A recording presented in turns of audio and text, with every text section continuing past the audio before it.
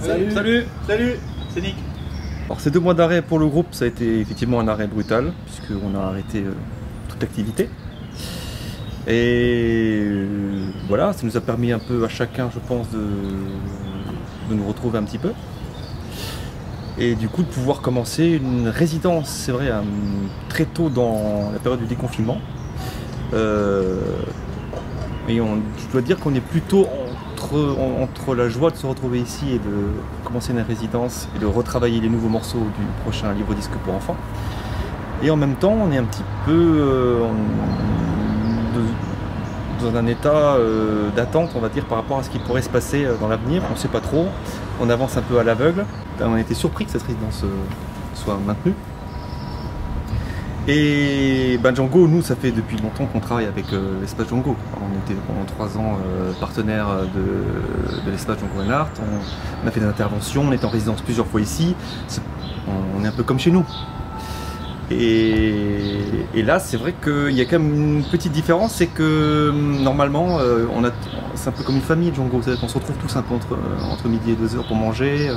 Et là, on est dans un espace donc confiné, restreint, c'est-à-dire qu'on se retrouve dans la salle, on a le droit aux toilettes, bien évidemment. Et puis c'est tout, je crois, et puis on doit sortir. Alors donc, c'est un peu entre deux impressions. On est content d'être sur scène, de travailler, et en même temps, on a l'impression d'être quand même finalement encore isolé, encore en semi-confinement, si tu veux. Après, sur la résidence même, le fait de travailler les morceaux, ça change rien. Je pense même qu'on est plutôt assez détendu par rapport à d'autres résidences. J'ai l'impression qu'on prend les choses un peu plus, avec un peu plus de recul aussi. On est moins stressé. Comme on disait tout à l'heure, on n'a pas vraiment d'échéance assez rapide là. Et donc on apprend les morceaux de manière beaucoup plus détendue, beaucoup plus... je sais pas de mots. Enfin, voilà. Au départ, quand on est arrivé, on avait quand même une crainte parce qu'il y a tout un protocole, parce qu'il faut tout nettoyer, il faut pas Enfin, ça déshumanise quand même. Hein. Le déconfinement, c'est bien, mais il y a quand même ce côté-là. Mais après, c'est sûr que on était un peu quand même comme des gosses à se dire « Ah ouais, je me souvenais pas ». Enfin, tu vois, de reprendre un peu... Tout est un peu nouveau, du coup. Tout est un peu... Enfin, ça a une saveur un peu particulière, quoi. Et c'est sûr qu'être sur un plateau, avoir un vrai son, avec de la profondeur, de la puissance et tout ça, c'est génial. Mais pourquoi tu cries? T'es jamais content. Mais pourquoi tu cries? Faut parler doucement. Mais pourquoi tu cries? T'es jamais content. Mais pourquoi tu cries? Faut parler doucement. Gallimard qui avait déjà fait le Grand Bazar et n'importe Nawak avec nous était visiblement ravi de repartir sur un nouveau projet qui était effectivement prévu pour le 24 septembre dans mon souvenir. Au début, quand on a appris le report parce que les imprimeurs sont à l'arrêt, etc., bon, tout le monde est en télétravail, on a pris un gros coup sur la tête parce qu'on comptait vraiment reprendre le travail, faire des résidences, faire un spectacle, sortir ce disque qui est enregistré depuis 6 mois. Donc on était impatients et on a pris un gros coup sur la tête. Mais après on a réfléchi, on s'est dit de toute façon, on ne sait pas en septembre dans quelle situation on sera. Autant sortir cet album dans de bonnes conditions, avec des showcases, avec des concerts, avec la possibilité de faire des interventions pédagogiques et d'être vraiment au contact des gens. Ce qui n'est pas le cas, ce qui n'est pas possible pour l'instant, hélas. Mais la musique est merveilleuse parce qu'elle nous permet, dans ces conditions, de nous évader et de continuer à partager des choses, à rêver. Voilà. Et si on peut arriver à communiquer quand même avec les gens, comme on peut, par cet intermédiaire-là, le numérique, c'est génial, quoi.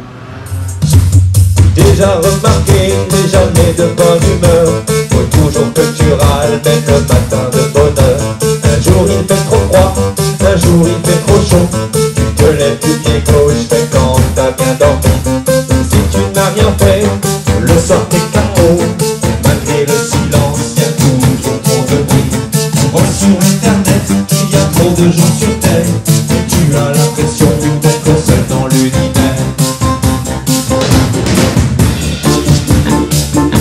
Pourquoi tu cries? T'es jamais content. Mais pourquoi tu cries? Faut parler doucement. On peut vous dire que par exemple on a enregistré avec Léopoldine HH, qui est une artiste d'origine alsacienne, qui a vraiment le vent en poupe en ce moment et qui tourne un petit peu partout et qui fait des projets magnifiques. Donc là on a un morceau avec elle.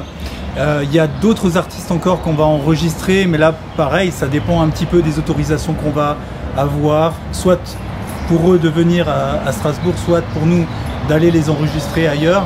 Ce qu'on peut vous dire, c'est que notre livre-disque, cette fois-ci, ça sera une histoire qui sera ponctuée de morceaux, d'une douzaine, 12-13 morceaux, et qu'il y aura un conteur, et ce conteur, c'est Tchéky Cario.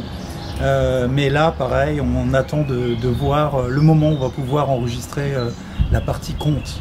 Et on est impatient, et on est heureux de se retrouver, parce qu'on est un peu comme des frangins, on se connaît depuis 30 ans, et le fait de pouvoir se retrouver en vrai, en physique, et de pouvoir reprendre le travail, c'est génial. Au revoir de mon copain, c'est toujours plus malin qu'avoir des ennemis et rester dans ton coin. Tu vois sur internet qu'il y a trop de gens sur terre, et on a l'impression que t'es seul dans l'univers.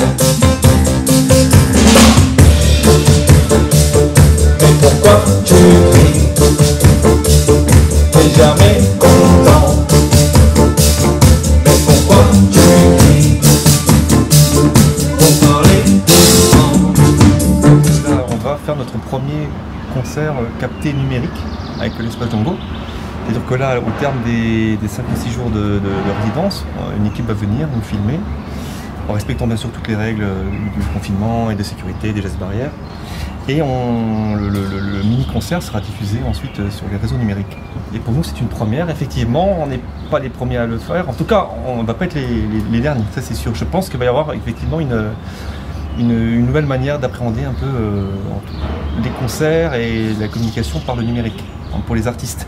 On le voit déjà pendant le confinement, je crois que tous les artistes connus, moins connus, ont fait des concerts filmés où ils sont avec une guitare, ils sont mis un téléphone, tout ça. Et ils ont essayé de communiquer un peu leurs chansons comme ça. Et ouais, je crois que c'est quelque chose qui va se développer. En tout cas, là, on s'est rendu compte qu'on avait des outils maintenant qui étaient de plus en plus perfectionnés pour ça. Et pour pouvoir peut-être diffuser des petits concerts ou des showcases de manière satisfaisante. Ça ne remplacera jamais le concert, ou l'ambiance qu'on peut voir sur scène, ou avec un public, les échanges, ou ce côté un peu tangible des choses. Mais à défaut, je trouve que oui, ça peut être intéressant pour communiquer. Pourquoi tu cries?